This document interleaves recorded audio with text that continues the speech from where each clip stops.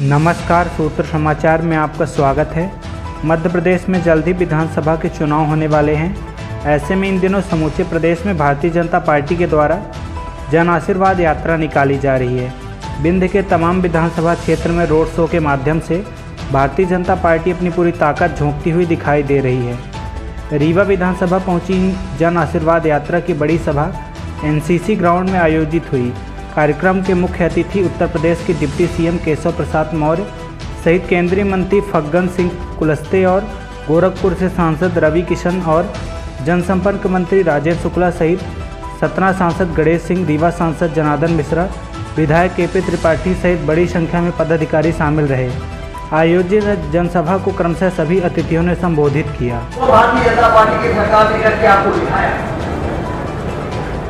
चाहे वो सड़कों की बात हो, चाहे वो सिंचाई की नहरों का सवाल हो, चाहे वो 24 घंटे बिजली की बात हो, चाहे सुपर स्पेशलिटी अस्पताल की बात हो, चाहे स्कूलों के यूनियन का सवाल हो, चाहे मेडिकल कॉलेजों के सीटों को बढ़ाने का सवाल हो, लगातार शिक्षा के क्षेत्र में, स्वास्थ्य के क्षेत्र में आगे इसीलिए तो सरकारें बनाई जाती है।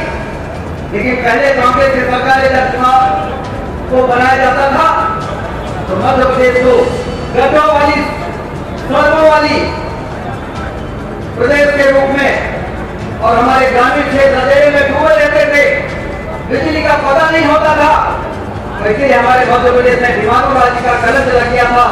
ये कांग्रेस के कुशासन के कारण था। लेकिन भारतीय जनता पार्टी ने जनता के वोटों का सदुपयोग किया, सुशासन की स्थापना की, एक किया, ईमानदारी के साथ प्रयास किया और मध्य प्रदेश से दिमागी राज्य का कलंक मिटाकर मध्य प्रदेश को विकासशील राज्यों की श्रेणी में नंबर 1 पर ले जाकर पहुंचाने का काम किया। तो ये भारतीय जनता पार्टी की सरकार ने काम किया और इसलिए आज हम यात्रा निकालना है। मुझे याद है जब दिग्विजय सिंह 10 साल मुख्यमंत्री थे मध्य प्रदेश के और चुनाव में जा रहे थे और पत्रकारों ने पूछा था कि दिग्विजय सिंह जी, मध्य प्रदेश तो गड्ढों से भरा हुआ प्रदेश है, बिहार के लोग कहते हैं कि हमें सबसे खराब सड़कों वाला प्रदेश मत कहो, जाके मध्य प्रदेश है जो दिग्विजय सिंह जी के मध्य प्रदेश को वो बिहार से भी ज्यादा खराब वाली सड़कों वाला प्रदेश है। ये जब पत्रकारों ने बोला, मध्य प्रदेश के हजारों गांव अंधेरे में डूबे हुए हैं, जब ये सवाल किया कांग्रेस की सरकार 10 साल में सत्ता में रहने के बाद, तो उस समय के मुख्यमंत्री दिग्विजय सिंह जी जवाब देते थे कि चुनाव विकास से नहीं जीते जाते, चुनाव जीतने के लिए तो इलेक्शन मैनेजमेंट की आवश्यकता होती है, चुनावी प्रबंधन की आवश्यकता होती है, विकास से चुनाव नहीं जीते जाते। इस प्रकार सत्ता में बैठे हुए लोग दुस्साहस भरा हुआ बयान देने से भी बाज नहीं आते। लोकतंत्र हमारा किस दिशा में चला जा रहा था, लोकतंत्र खतरे में पड़ गया था। लेकिन भारतीय जनता पार्टी ने यह साबित कर दिया, हमारे प्रधानमंत्री मोदी जी ने यह साबित कर दिया है, मध्य प्रदेश की शिवराज सिंह चौहान जी ने यह साबित कर दिया है कि सत्ता लोगों के जीवन में बदलाव लाने का सबसे मजबूत माध्यम है। ये गरीबों के कच्चे मकान को पक्के मकान में बदल सकती है। ये बीमारी से परेशान गरीबों के लिए 5 लाख रुपए का मुफ्त में इलाज के लिए आयुष्मान कार्ड योजना बना सकती है। ये लकड़ी से भोजन बनाने वाले लोगों को उज्ज्वला गैस योजना के माध्यम से गैस उपलब्ध करा सकती है। ये संबल योजना बना सकती है, ये लाडली बहना योजना बना सकती है। और वहीं दूसरी ओर यदि कोविड जैसी महामारी आ जाए तो 2 करोड़ 40 लाख 240 करोड़ लोगों को मुफ्त में वैक्सीन लगाकर उनके जीवन को भी बचा सकती है। मुफ्त में 80 करोड़ लोगों को मुफ्त में इलाज देने का काम कर सकती है और सड़कों का शानदार जाल बिछाकर, सिंचाई की नहरों का शानदार जाल बिछाकर देश की आर्थिक स्थिति को भी मजबूत करने का काम कर सकती है। अभी आंदोलन होता है 1500 का फरवरी में। अब इनसे कांग्रेसियों से ये कहा चाहे थे कि भाई तुमका करके विश्वास की तुम्हारी सरकार आ रही है तो तू अपने मेहरियन के नाम कटवा दे या तुम लाडली बहना योजना से। एक छनियों कांग्रेसी अपने मेहरिया के नाम नहीं कटवाई सिया, सगले कांग्रेसी की मेहरिया ही लाडली बहना योजना के नाम ले रही। इनका विश्वास नहीं है कि इनका सरकार बनी, ऐसे इनका मेहरिया सब ला रही है। एक छनियों कांग्रेसी हम कहीं थे, कांग्रेसी की चुनौती दे थे कि तू अपने मेहरियन से लौटवा दे 12,500 रुपया, 1,500 रुपया तो हम लोग को चेहरा दे दे। सब मेहरिया लेती है, छेंजो नहीं लौटाएंगे। कमलनाथ का कही थे कि तुम्हारे अगर सरकार बने वाली है तो तू अपने कांग्रेसी का आह्वान करा कि मेहरिया तुम्हारे लौटा दे पैसा। न कांग्रेसी कमलनाथ आह्वान करिए, आह्वान के माथे हो वाला नहीं है, न कांग्रेसी लौटावे वाला नहीं है। तुमको मालूम है कि कांग्रेस की सरकार बने वाली नहीं है।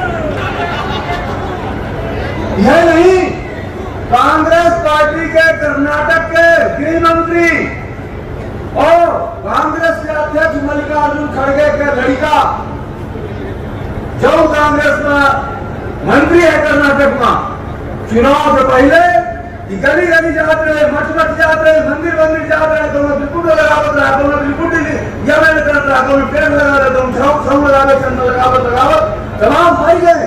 मंदिर में मुंह रगड़त सरकार बनी। सरकार बनने के बाद आज वह मल्लिकार्जुन खड़गे के लड़का कहा था कि सनातन धर्म का नाश करे का है। वह कर्नाटक के गृह मंत्री कहा था कि सनातन धर्म का विनाश करे का है। आज हम कही थे कि सनातन धर्म का लाखन साल से अरबन साल से जब से ये धरती है तब से वो विनाश नहीं कर पावा, और आगे जब तक ये धरती रही तब तक सनातन धर्म रही, अजर है, अमर है, एक विनाश को नहीं कर सका है। आज विनाश की जरूरत है, विनाश उनकर होई या विचार के विनाश होई। ये सनातन धर्म का एचआईवी कहा थे, ये सनातन धर्म का कोरोना कहा थे, ये सनातन धर्म का कांग्रेस के लोग कहा थे कि नाश बहुत जरूरी है।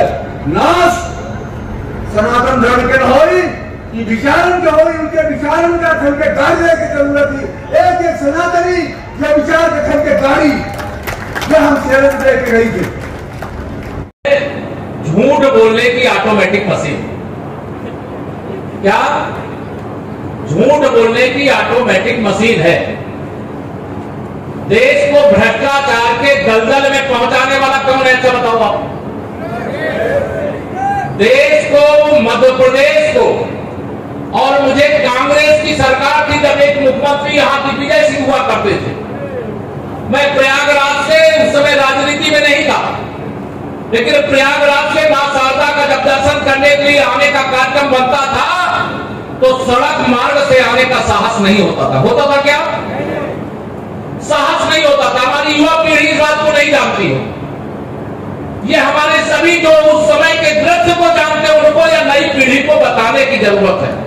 कांग्रेस सड़क कागज पर बनाती थी और सड़क के नाम पर आने वाला पैसा स्विस बैंक में पहुंचाने का काम करती थी।